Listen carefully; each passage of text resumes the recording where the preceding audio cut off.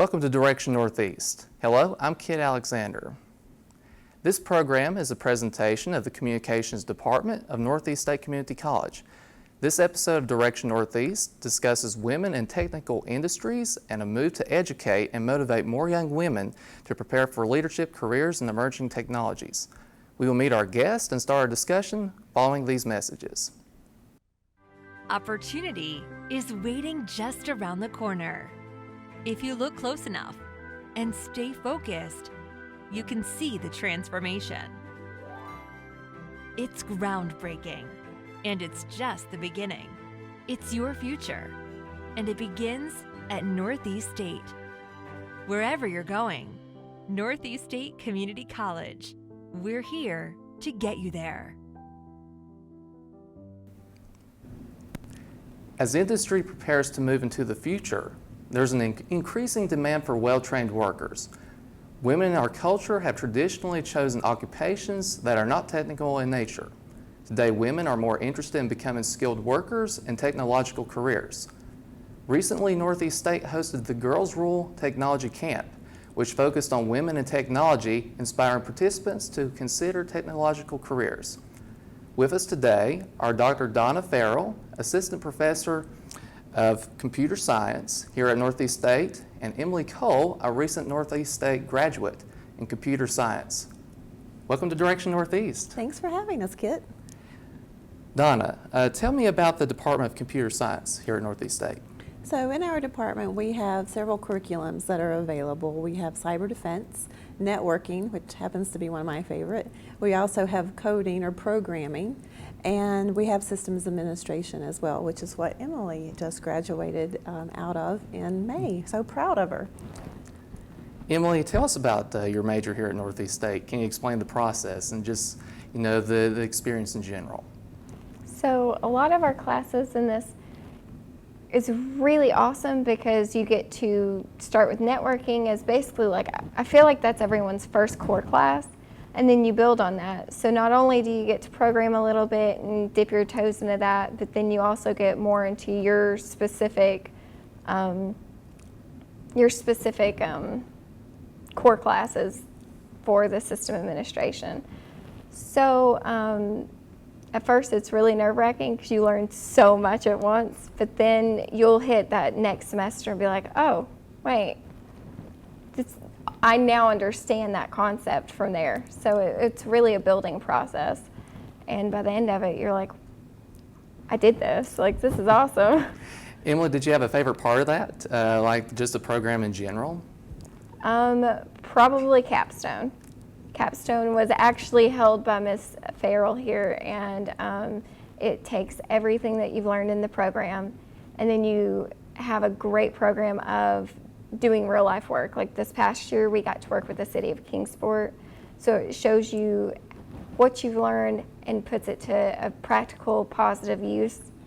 So we were working with other different members, and it was so much fun to be able to be like, I know this, I can do this on a work field, and realize that everything comes right back to each other. I got so tickled with Emily's story. From intro to networking, we learned how to create cables.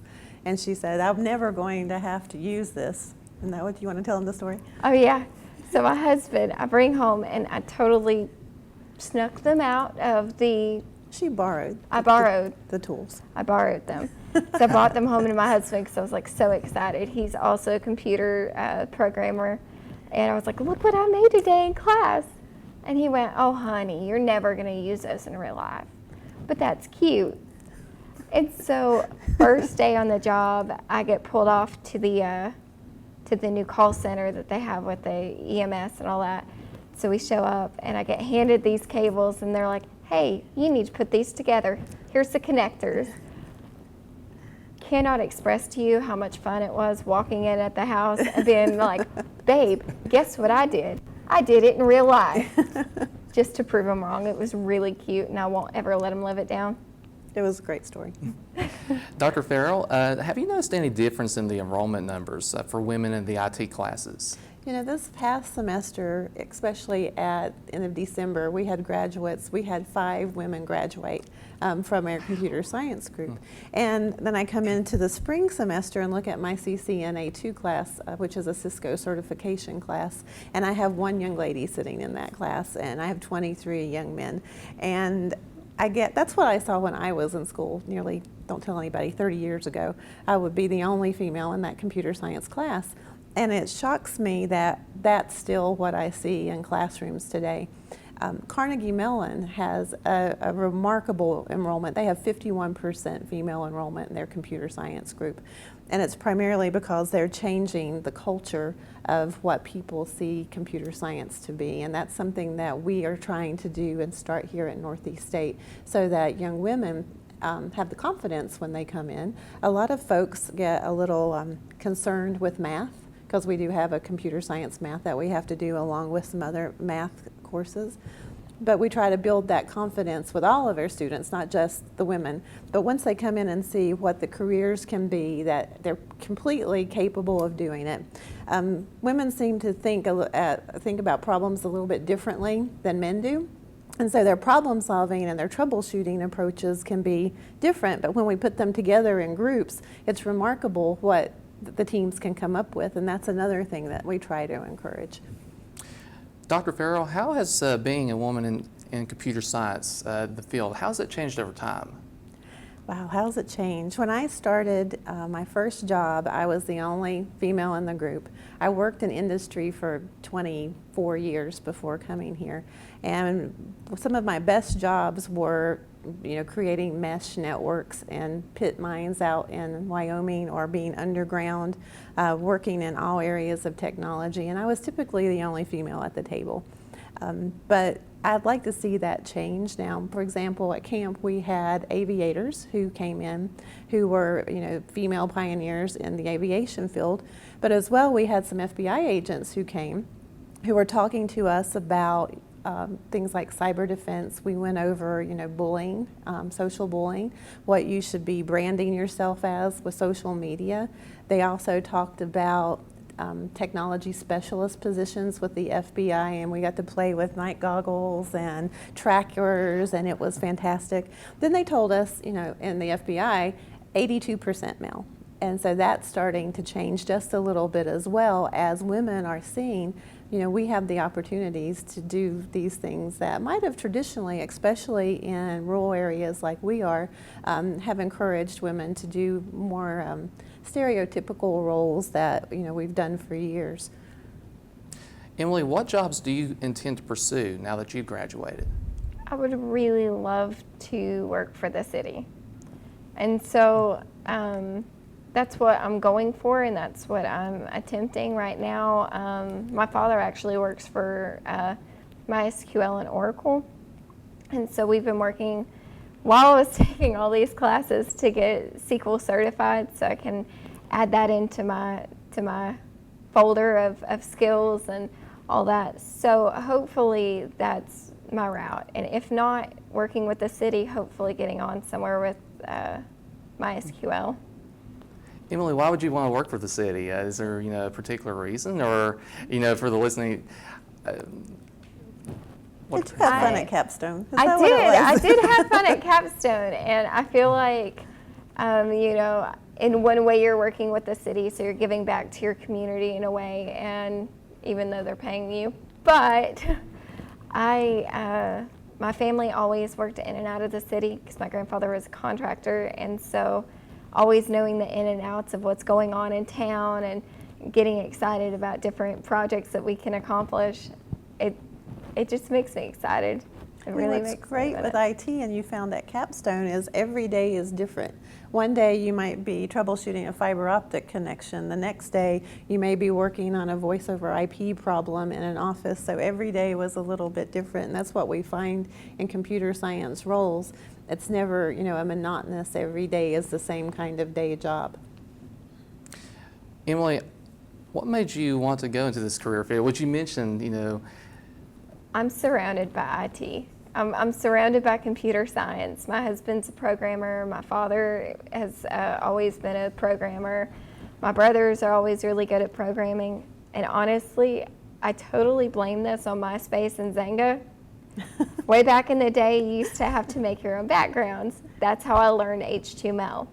Because if you wanted to have the best background, you made it. That was it.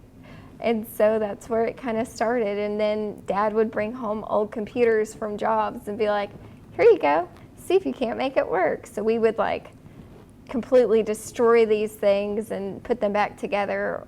We almost created a bomb once. That was fun by accident. Be careful, we didn't know. But, you know. I hadn't heard that story. Yeah, it wasn't power supply and it wasn't good. Dad yelled at me. But on the other side, you know, you grow up around that environment, you see what's possible, and I've really enjoyed it. And that's what we tried to show our young ladies at camp. You know, we have 10 and 11 and 12-year-old girls that were with us. Some of them had never had the top off of a computer, much less taken the pieces, parts out, you know, touched them, put them back, understood what the functionality of that component was for. We created circuits. They learned about polarity, negative and positive, how to make a switch. We did HTML and CSS so they could create their own web pages. So during the week, we tried to immerse them in lots of different areas of computer science that they wouldn't traditionally think of, and then encourage them to look at careers like we had, you know, the FBI agents and the aviators come in and talk about how computer science plays such a large role in their jobs and careers every day. So we want them to think outside of just the traditional stereotypical computer science geek, and to, you know, how it touches the medical field, how it touches entertainment, you know, even things that like Disney World uses. You know, computer science touches almost every area, from security to how they are using different types of controllers for their roller coasters and things like that. So computer science touches your everyday life in ways that people don't often realize. Dr. Farrell, tell us about the Girls Rule Technology Camp and basically how they would get into some of those roles. Tell us about the general program in general. So camp started, last year was our first camp, and it was wonderful. We had a really good time, and my goal with camp was primarily to encourage girls at that age, 10, 11, 12, to like computer science. You know, a lot of times they'll play video games and they'll think this is great, but then as they get into high school, they're directed toward things like the nursing career or maybe being an educator or things that are more traditional. And what I'd like for them to do is have that confidence, you know, and they've had background with camp, that there are some other options out there I might be able to get into. Camp shows them that they can be really good at these things. And you know, some of the interviews we did with their camp video was, you know, they would say, and I've never done this before, but oh my gosh, it was so much fun, and you know, it wasn't as hard as I thought it was going to be. So if we can encourage the young ladies at that age and then keep them interested as they go through high school, and I'm hoping that we'll be able to have some after school or Saturday camps throughout the semester, then when they graduate, they're looking at computer science as, you know, the career that they want, and they'll come to us at Northeast State and join us in our computer science department. Emily, have you faced any challenges being a woman in a career field that was traditionally uncommon for women? Yes and no. When my very first networking class, I think I was like one of two females in that class. I think that was it. And I'm a non-traditional student, so I started later. I'm a little older, and I was really scared. And then my group of peers that, you know, you kind of get close to and you travel throughout the program with, still turned out to be just boys, until Sydney at the very end. She joined us too. And so it was nice to kind of start seeing more females. Even in the capstone program, we had quite a few females in that class that I might not have had classes with up until that point, but it really, really was, it made me happy, especially for my own daughter, to know, hey, this is starting to grow, this is great. When my husband graduated at ETSU, he said that he might have had one girl in every other class. So to see this start becoming a little bit more frequent gives me hope that that we're doing something right. We've raised just a little tiny percentage as far as our enrollment in computer science. And in the last 3 years, it was somewhere around 6% female, which is extremely low. I think we just almost got to 10% this past semester. We had a lot of students graduate, so I'm hoping that we can get more young ladies in and start building that ratio of male to female up and getting a higher percentage. As a matter of fact, our ACM president this year is a young lady named Megan Buckles, and ACM is the Association of Computing Machinery. It's a global organization. A lot of companies have ACM, a lot of universities, and so we have an ACM organization here on campus that we focus on career paths. We'll have gaming night. We encourage folks from other departments across the campus to come and engage with us, and like in gaming night, for example, which was great fun. And so hopefully we're going to start fundraising this semester so we can have an ACM scholarship for a computer science student. How can folks get involved in that? Oh, well, they just have to, either they can come see me, they can talk to Megan. We have posters up. We also have a Facebook page, Northeast State ACM, so you can come and get information about events there. Some of the things that we would like to do this fall, we're going to do a data center tour. You know, we've looked at Disney's Youth Education series. They have a college group that does leadership, so we're kind of looking at doing that maybe the end of spring semester. So we also bring in different professionals from the area, you know, from Eastman, from Siemens, that'll come in and just have like a lunch and learn with us. And so we'll be broadcasting all that information out. We put it on the Monday morning that Bob does for us. And then there'll be posters, and it'll also be on the ACM Facebook page. So come join us. We'd love to have more folks. That sounds great. Dr. Farrell, what are some of the different computer science paths that someone can pursue? Well, right now, there are not enough students to fill the positions that are anticipated by 2020. So if you go to a Washington, D.C., Nashville, those places, right now it's hard for them to find folks to fill the jobs. One of the biggest areas is cyber defense, and that's things like protecting, you know, Homeland Security has a lot of cyber defense jobs. Industry does as well, banking industry like that. Networking is also a very big area right now, and we do the Cisco Networking Academy here at Northeast State to help with that certification. And so with that, you're actually learning how to protect an industry's equipment, for example, routers, switches, things like that, from being hacked or having, you know, people do malicious intent. So cyber defense and networking, it's a great combination. As well, we have programming here. At Northeast, we teach Python, PHP. We start with SQL. It's kind of like the building blocks. And then we have systems admin for folks who like to, you know, kind of touch a little bit of everything, but they really haven't decided which one of those they'd like to commit to. Emily, tell us a little bit about your time working in the Girls Rule Technology Camp. I am absolutely blown away with some of these girls. These girls, especially like the first day we did hardware, so we had them all out in the hallway with their own computer that they could destroy and put back together, and it was awesome. Some of these girls, well, all of them really clicked hard, and they learned what it took me half of the semester. Like, I was struggling a little bit with some of this, and they're like, no, this is where this goes. Watch this, I can do this. So to see how fast they learned, how much they actually kept and comprehended, blew me absolutely away. And if these girls can do it, imagine if they keep it up with this, they're gonna be on top of the world by the time they graduate. What emotions does this make you feel? Oh, Emily cried all week. I cried all week. I was so proud of She was them. so I'm excited. a mom, and even watching our video that was put together for us, I'm like, those are my girls. I'm so proud of them. I'm going to miss them. My husband's like, we have own kids. And I was like, those are my other kids, though. You got so attached to them in just 4 days. They were so awesome. Sweet. And once you got them, you know, saying it's okay if you touch this, you know, here's the RAM. Go ahead, touch it, feel of it, see how it goes back in. Once you encourage them one time, And they did it. It was no holds barred after that, because the hallway looked like computers had just been disintegrated and were laying everywhere. We have some good pictures of that. It was pretty fun. They were worried that they were going to break something. Once they knew, it didn't matter if they broke it. Like, if you break it, we've got extra parts. None of these are going to matter. It was great. They were like all in it.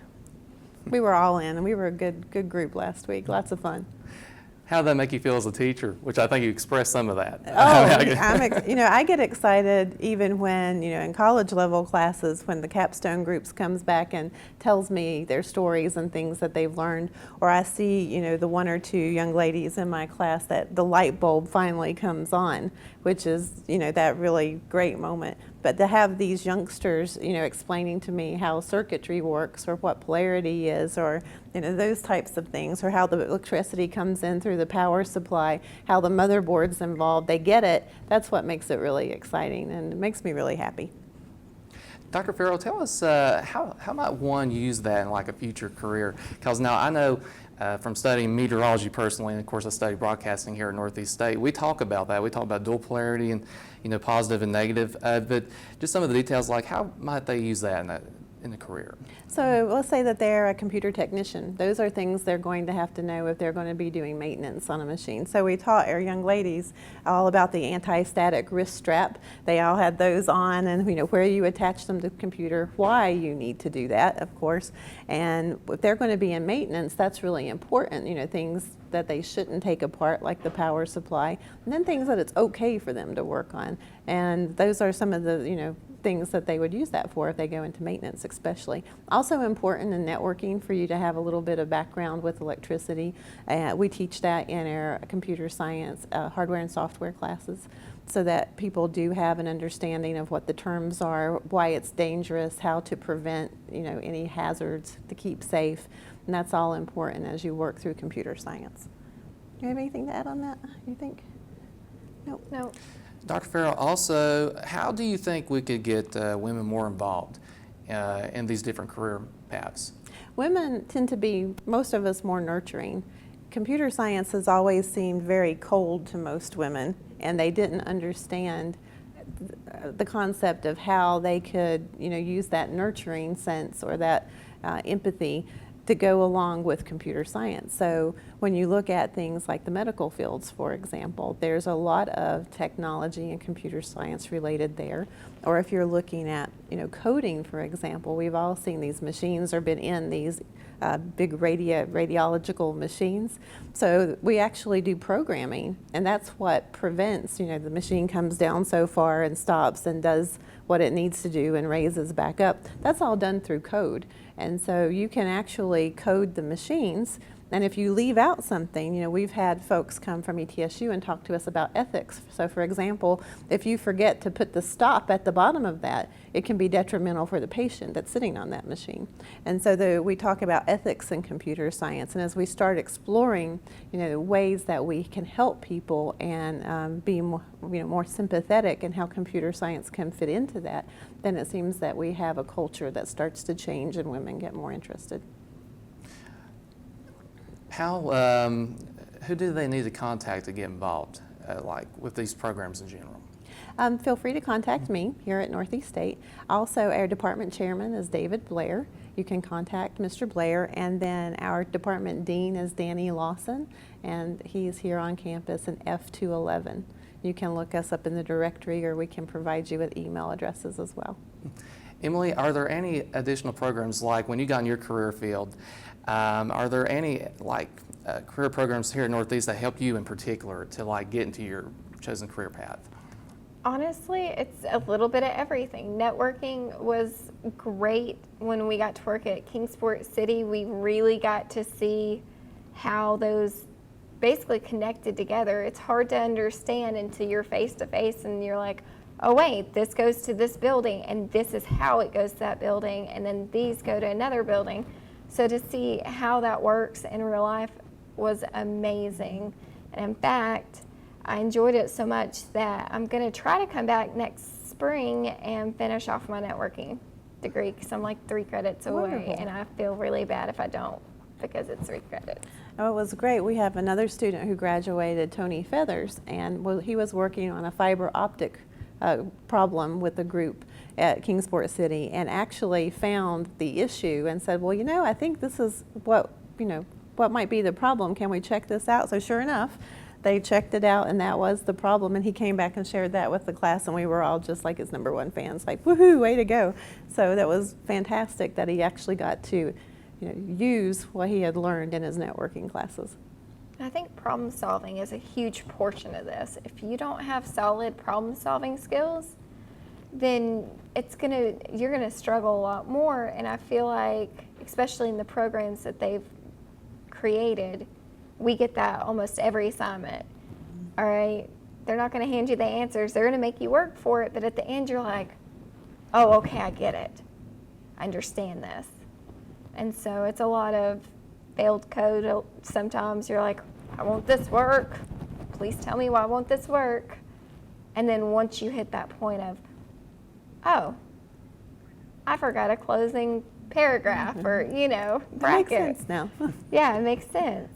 They're kind of frustrated when we won't give them the answer. We try to, prompt them in the right direction. They are. And sometimes we get like gruff looks, and I think somebody used to growl at me in one class. It was so funny, but they get it. We have wonderful students here at Northeast State, and their computer science students are just top of the line. And I'm so excited for them to go out and get jobs and come back and say, okay, this is what I'm doing now. I had one student who was employed last summer, and he would send me texts and say, oh my goodness, we're putting in a peer-to-peer network today. And and he would tell me like for 2 weeks everything he was doing. And it was remarkable to hear from him and gratifying as an instructor. Dr. Farrell and Emily, tell us one more time how students can get in contact with you all and how they can become part of these programs, and something that may interest them and actually further their careers. Oh, sure. So for me, I'm DS Farrell, Farrell at northeaststate.edu. Send me an email. Also, you can go to our campus directory that's on our front page of the Northeast State website. You can also see David Blair, our department chairman, who is also listed there in the directory, or just come by the office of computer science, and that's in F211, and our dean would be happy to talk to you, as would any of us. You also mentioned that there's a Facebook page and everything else too. So go out to Facebook, look for Northeast State ACM. We have some pictures there from camp. And you can also go out to the Northeast State YouTube page and see our latest camp video, which just came up like yesterday. And so just look for Girls Rule Technology Camp. You can see the video. It interviews some of our young ladies who were there. It's fantastic. Thank you, Carson, for doing that for us. Can I throw that in? Thanks, Carson. He was awesome. He was awesome. Very short-lived, and he was everywhere. And he can play, we let him play the Oculus Rift with us, our virtual reality, all good. So Carson was great. Well, thank you ladies for being on the show today. Thank you so much. Thank you. We'll be back in just a moment to wrap up Direction Northeast.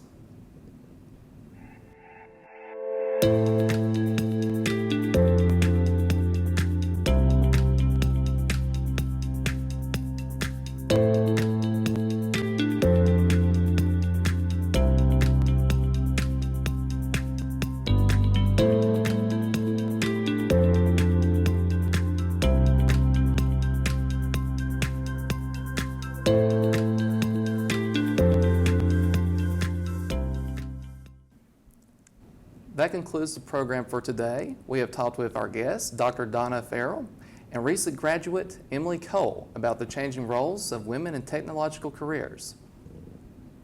Community is very important to the students at Northeast State Community College, and this program takes a look at a few of the subjects they find important. Until we meet again next time, on behalf of the students, staff, faculty of Northeast State Community College, I'm Kid Alexander, and this is Direction Northeast.